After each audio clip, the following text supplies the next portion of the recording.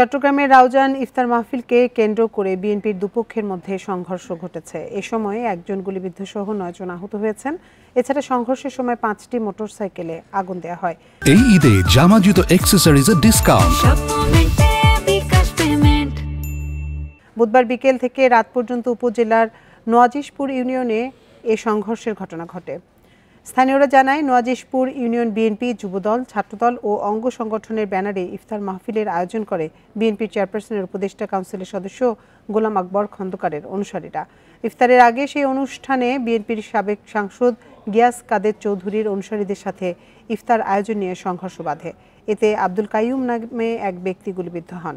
আহত আরও বেশ কয়েকজন। পুড়িয়ে দেওয়া হয়েছে 5টি মোটরসাইকেল। সংঘর্ষের ঘটনায় এখন পর্যন্ত কোনো অভিযোগ দায়ের হয়নি।